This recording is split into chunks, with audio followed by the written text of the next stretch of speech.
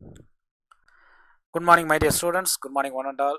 This is the third lecture. The topic name is Shipment and Supply Chain Operations.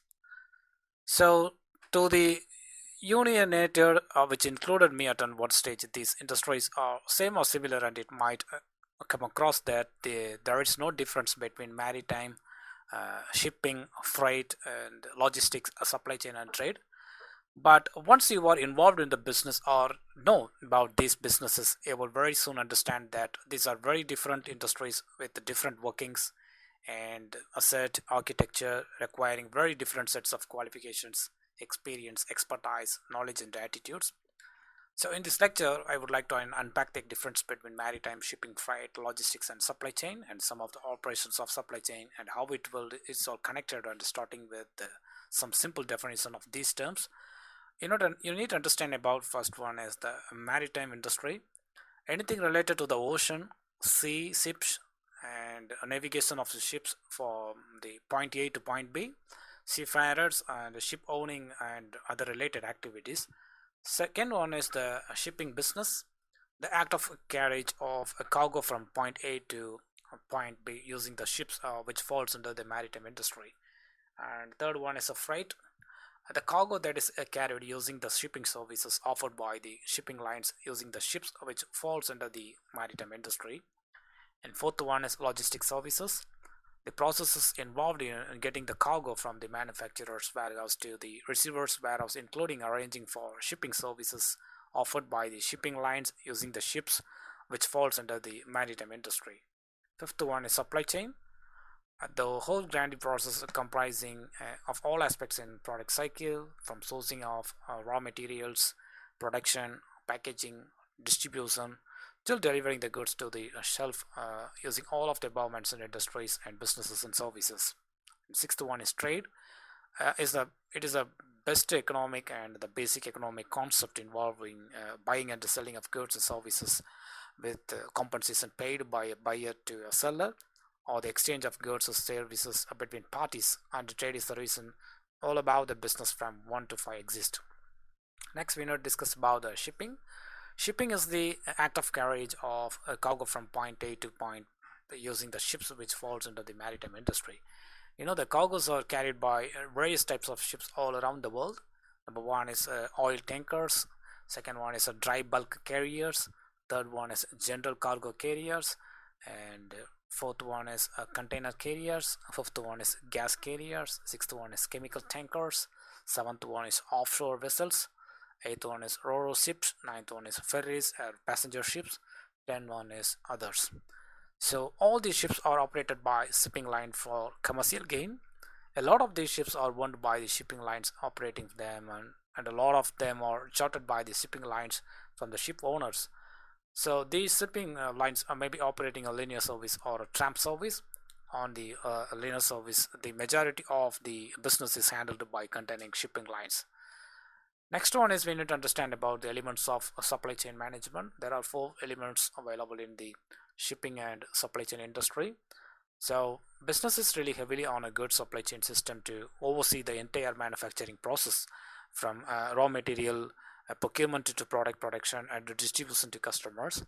So supply chain management is divided into several actions, and some of the sections including such as supply chain phases, features of supply chain, and elements of supply chain management. And you know that integration, operation, and purchasing and distributions are the four elements of the supply chain that work together to establish a path to competition that is both cost effective and competitive. So what about the integration? The communicating and collaborating with all parties is a business strategy that eliminates errors and save money, and integrating each divisions with one another combines expertise and builds teams, because the manager duties are become more efficient and successful when teams are integrated into the sequence of processes, as it is easier to monitor overall operations and identify areas for future improvement. The next one is operations. You know that the supply chain operations are the backbone of the supply chain process, ensuring our employees have consistent work, because the managers monitor day-to-day operations to ensure that various supply chain phases stay on track.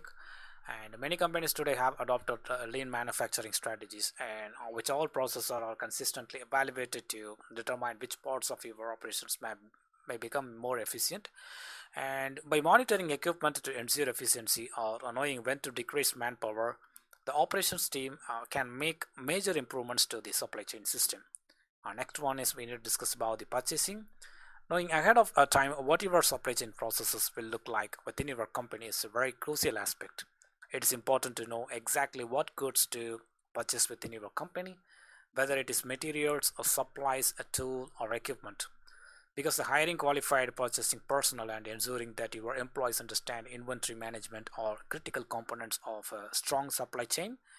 This ensures that your company doesn't run short on materials, causing production to be significantly delayed. And having the wrong person in these positions can be detrimental to your business as there is potential to overbuy raw materials and strain your company's budget. Next one is we need to discuss about the distribution. The final step in the supply chain is when your product is received by customers, either from store shelf or through your direct shipping. For products to reach their final destination, supply chain distribution must be well planned, and implementing logistics software into a company for employees to learn or outsourcing a third party logistics, or we can say that the 3PL, and that company will ensure products are handled properly so that they may reach customers quickly, which is the goal of a distributor. So knowing the four elements of supply chain management will help you have a better understanding of what to focus on and improve within your company. Being able to meet the supply chain and the demand and need of your company's product will significantly improve customer relationships as well as overall business performance. A simple supply chain may be made up of different processes that are linked to the movement of products along the chain. A typical supply chain starts and ends with the customers because the customer places a sales order with the company that will supply the products that they are interested in, and based on this sales order the supplier will go to the planning stage and the supplier will create a production plan if the products needs to be manufactured, or sourcing plan if the supplier is sourcing the product from somewhere, or supply plan if the supplier already has the product can supply straight away. So the procurement processes follows that the planning process wherein the supplier will need to procure the raw materials in case they are manufacturing or source, procure the product itself from elsewhere. The next process will be the production process where manufacturing is involved wherein the order is processed. This is followed by an inventory process which will include receiving the goods from the various suppliers of the supplier's warehouse and its storage and stock monitoring. And these depending on the types of business, this could be the start of the logistics process or could from part of the logistics process. And last but not the least is the transportation process which involves logistics and shipping.